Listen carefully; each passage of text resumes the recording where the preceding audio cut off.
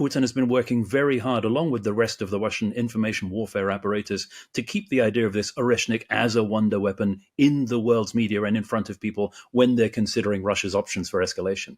And the reality is? And the reality is they have very few of them, we're told. They're not able to mass produce them, and it's not at all clear what challenge this actually really does pose, either to Ukraine or to the West more broadly. Can we just go through some of the statements he made and maybe get some of your quick fire responses to them? On Ukraine, he should have acted earlier and prepared more for this full-scale invasion. Yes, Putin has to pretend that everything is going well and he made the right choice in the first place, even though it's blatantly obvious to the rest of the world that he miscalculated wildly. So he has to reinforce this idea that it was the right decision and, of course, Russia is achieving its objectives.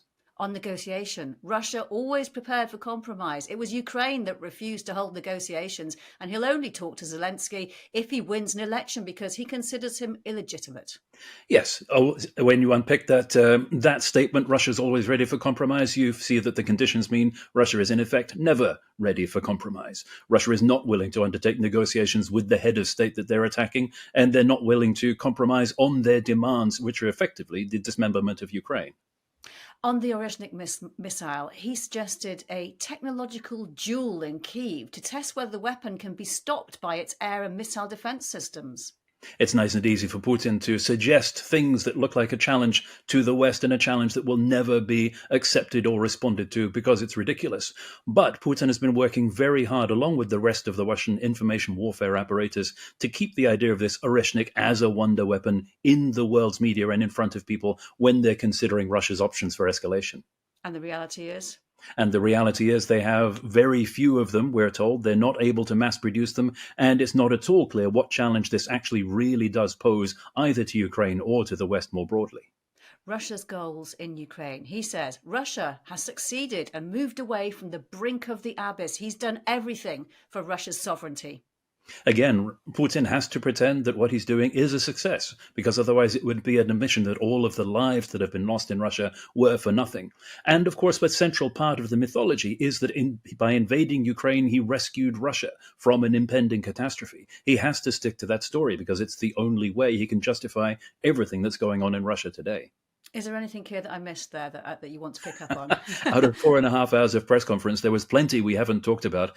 The state of the economy, of course, is one of those things where Putin can pretend that a disastrous situation is actually relatively positive, like in previous years where he's boasted of Russia's low unemployment figures without pointing out that they come about as a result of hundreds of thousands of Russians emigrating and hundreds of thousands more being incapacitated on the battlefield. So yes, he can look at ways of turning all of the negative figures about the way Russia's economy is going into success stories. Let's just talk a little bit about the idea of a ceasefire in Ukraine next year. What is the likelihood that Putin will be emboldened to cause more trouble elsewhere in Europe with the familiar pretense of defending Russian-speaking communities, should that happen? I think we should expect more trouble elsewhere in Europe anyway, because if you look at the pattern of when Russia reaches out beyond Ukraine to try to cause mayhem, as it's been described across Europe, the campaigns of arson and murder and sabotage, those die down when things are, relatively speaking, going Russia's way, and they spike when something happens that Russia dislikes. And that's the pattern we saw very clearly in 2024, when this massive number of reports of Russian sabotage campaigns in the late spring, early summer, and then a bit of a lull for the rest of the year.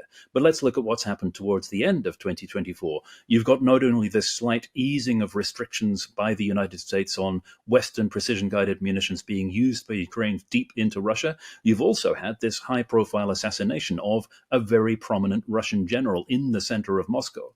These are things which Russia will be very much upset by, and we can expect that there will be some kind of backlash in terms of them mounting their campaigns again to cause disruption, to cause mayhem, to target innocent civilians across Europe. And also the toppling of Assad and Russia potentially losing its military bases in Syria. Well, let's not forget that, as Putin said today, of course, that's not a defeat for Russia. Plainly to the rest of the world, absolutely it is. And this is a major setback in terms of Russia's aims to expand its power base beyond its immediate neighborhood and particularly beyond Ukraine. But we shouldn't read too much into that for the war aims in Ukraine itself and for the priority that Putin has set on this war. The other aspects of Russia's power expansion across the world are probably disposable, although they're regrettable for the Kremlin. But Ukraine is absolutely essential, and so we shouldn't expect any diminution of effort that is being put into the destruction of Ukraine. When you said that Russia causes trouble elsewhere when things are not going so well, what would a ceasefire in Ukraine mean? Would it mean more activity elsewhere or less? It depends entirely on how that ceasefire comes about. Now, the key element that everybody is explaining to President Trump and others about a ceasefire in Ukraine is that in order to last, it needs some kind of security guarantee for whatever part of Ukraine remains free. It needs some kind of means of deterring Russia from simply taking advantage of a pause in the fighting to rebuild its forces and then have another go.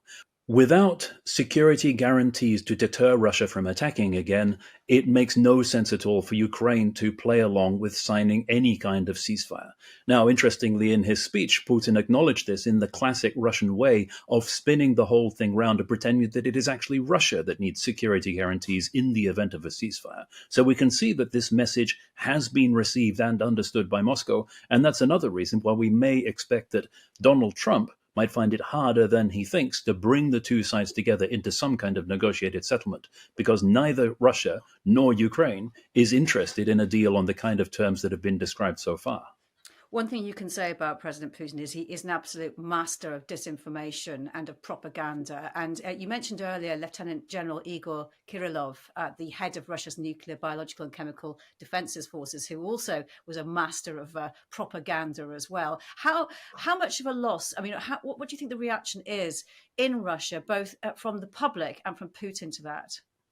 I think Master of Propaganda and Disinformation is a slightly flattering title. We can simply say that he's very good at lying with a straight face. But yes, Igor Kirillov too was one of the mouthpieces of some of the more ridiculous and extraordinary disinformation narratives that we've heard from Russia, not just about Ukraine, but also before that, about the Skripals, about Syria. There's no doubt that such a senior and prominent individual being targeted within Moscow the day after sentences passed for war crimes in Kiev will have rattled some of the Russian security elite, because it shows that you cannot commit war crimes there or elsewhere with impunity and expect to get away with it forever. And let's not forget, this is a country that is led by a president who himself is internationally wanted for war crimes. He was held responsible for thousands of chemical attacks along the front line in Ukraine, which has aided Russia on the offensive. Will his death make any difference, or is there just someone ready to pick up where he left off?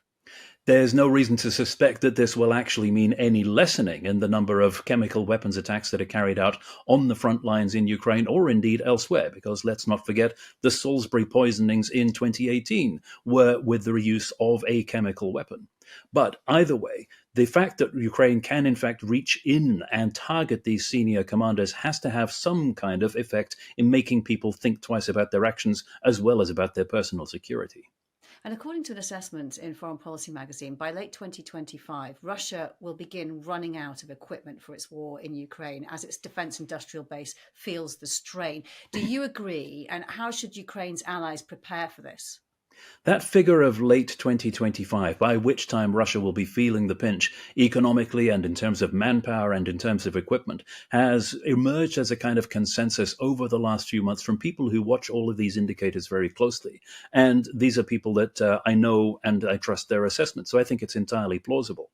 But in the meantime, of course, we have a whole year to get through with Donald Trump in the White House. And based on past performance, we shouldn't rule out the possibility that Trump will seek to rescue Putin from that problem by putting an end to the war so that Russia can rebuild its military capacity faster without Ukraine eroding it as rapidly, almost as rapidly as it's rebuilding it. So if there is a ceasefire agreement on the table which suits Putin, presented by Trump, we can expect that Russia might play along. The wild card, of course, is still Ukraine and Ukraine's will to survive. An assessment of Putin's goals in foreign affairs publication says that almost 3 years into the full-scale war in Ukraine, Putin is more committed than ever to the war, and that there is no turning back now from his broader confrontation with the West. That Russia is already preparing the ground to expand through sabotage and other special operations in Europe. The question we need to address, is it not, and it says this, is how dangerous is Russia and what efforts should be made to contain it? What's your assessment?